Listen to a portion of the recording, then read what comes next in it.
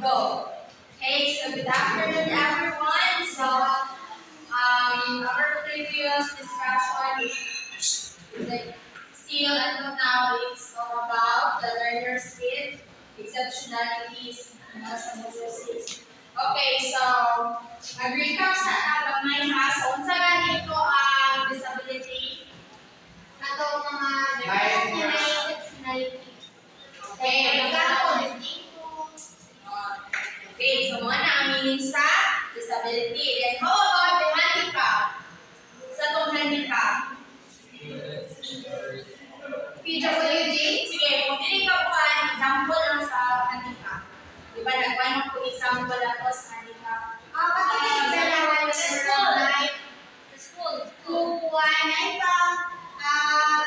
Students na wala disability o students na pinili for example, wheelchair.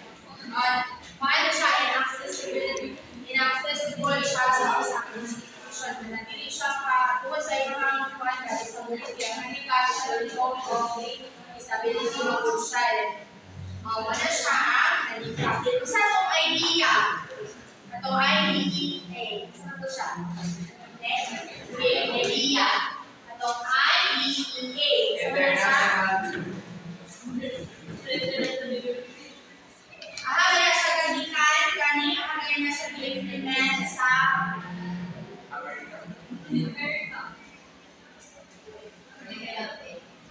Okay, sa US. Ano siya ang individuals with disabilities education act. Ano siya ang mga laws sa US which is na-support sa mga learners with exceptionalities. Okay, so una siya. And what are those exceptionalities sa mga learners today? Isa to. Ay, dili. Katong ako mga ipag-discuss on previous na day. Okay, sa man to? Kalimutan mo? Ano sila? Learning disabilities, mental retardation, emotional and behavioral disorders, autism, sensory impairments, physical disabilities, and health impairments. Okay, so muna siya ang mga exceptionalities sa usa ka learners. Okay, so afterwards, at anong bago sa mga different meanings na bilang mga exceptionalities. Okay, so what is siya? The categories of exceptionalities. So there are types of different ways of presenting categories. We are basing it on the categories found in overall educational psychology of 2000. Okay, so here, number 1, specific cognitive or academic difficulties. Ang nabilog nila ang learning disability. Okay, ano siya? The learning disabilities. These three involve difficulties in specific cognitive processes like perception, language, memory, or metacognition that are not due to other disabilities like mental retardation, emotional or behavioral disorders, or impairments.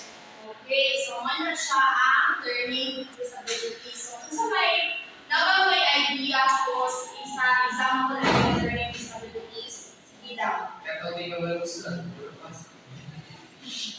Okay,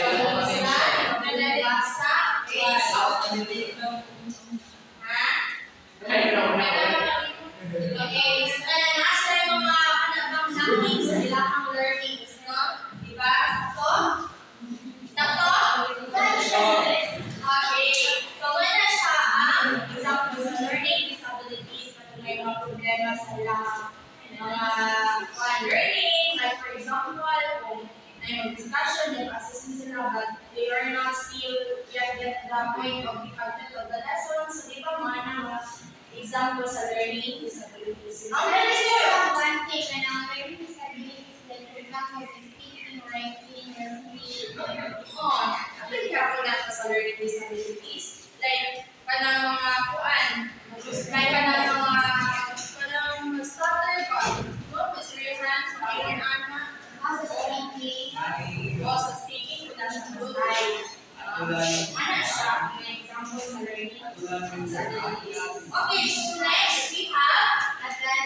Attention, hyperactivity disorders. Okay, please read. There is difficulty in spoken language, including voice, words, inability to produce sounds, rarity, suffering, difficulty in spoken language, and comprehension that significantly hamper classroom performance. Okay, so nabilong po sila ang stuttering.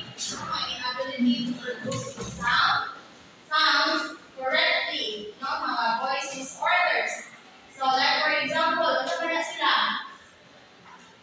Na mga speaking. No?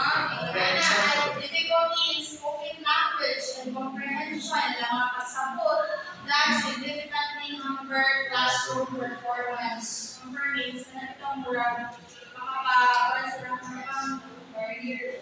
Kung marinihan na ba, or makababa sa ilang mga classroom performance. No, kaya tungkol, naman sila yung difficulties, no? Mga attention deficit and hyper disorders. Okay.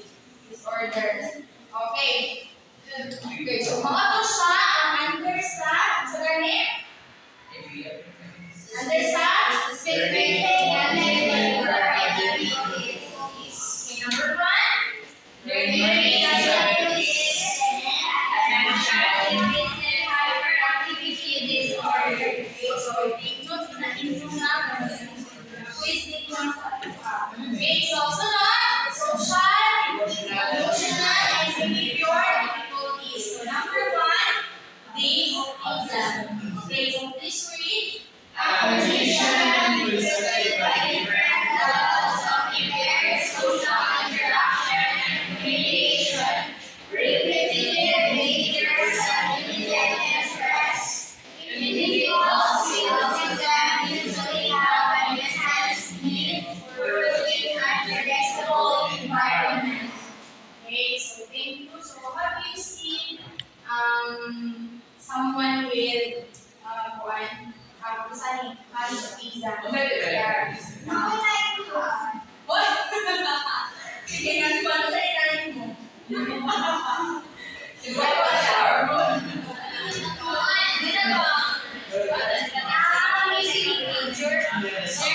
different types of salita is okay not to be okay. Yeah.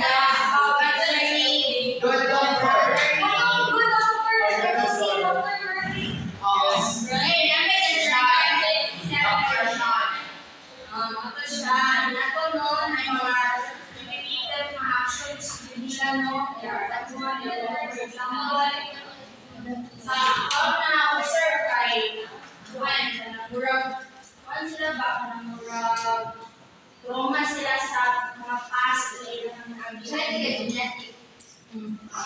One of my examples sa so how will you handle someone has autism?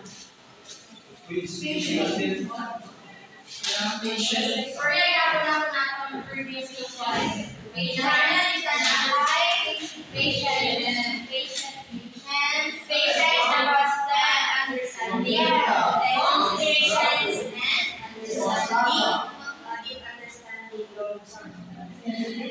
Okay, so muna siya sa under, sa social, and of course, under na siya sa social.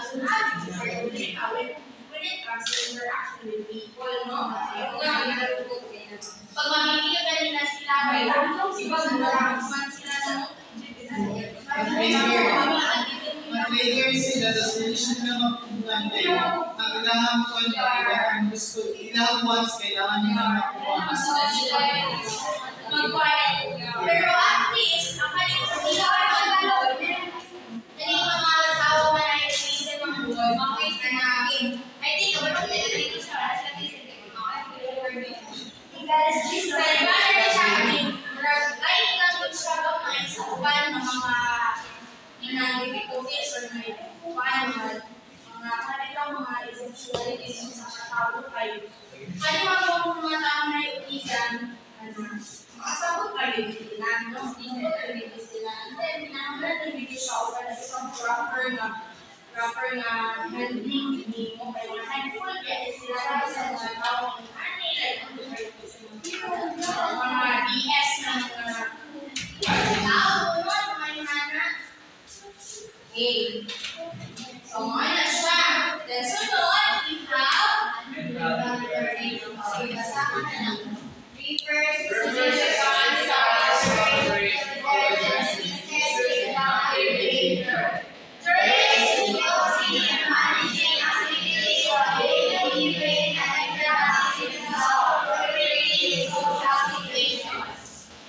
so sa may mga mental retardation.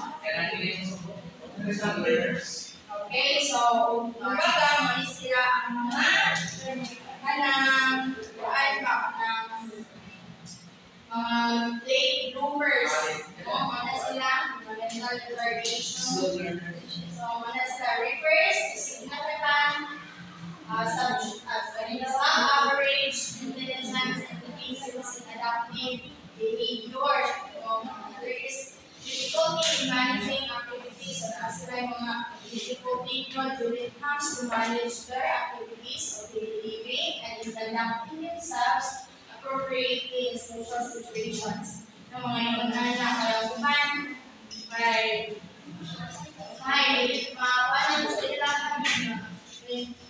when someone has mental retardation kay kuan, sama yung mabantayan ng mga behavior na naanila.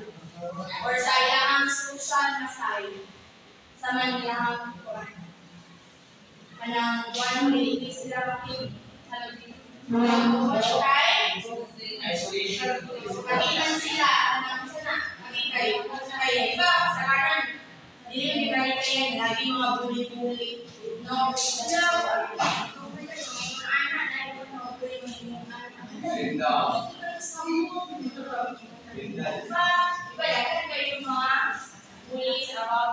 number 3, emotional fundamental disorders. Involves the presence of emotional states like depression and aggression over a considerable amount of time that they interpret for learning and performance in school. Okay, so mga tao with depression and may mga anxiety, so mga tao with ang pressure na sila kaugalingon, emotional conduct disorders na sila mga they notably disturb learning and performance in school. So, dahil pa na magkuhan na ganito, kung sila mabati yung mga depression, mag-pressure na kita. Ano na yung mabati yung mga dumungan na sila o kalimutan. Ikot na din ang uban. Okay. So, kanina part, say, mga possible na encouragement kayo mga sila positive reinforcement as future educator. So, positive reinforcement, counseling, isa pa. I-assess din sila counseling design mo na ito. Ang mga factors, sa una na siya experience na. Okay, so encouragement, motivation, yung mga motivation, reinforcement. So mga possible na ang mga sila inquire sila ang ginagawa as future educator. Okay? Okay, so and that all my part. So, ito lang tagamay ha, summarize na tagamay. So, sa ganitong sa ganitong mga learning exceptionalities.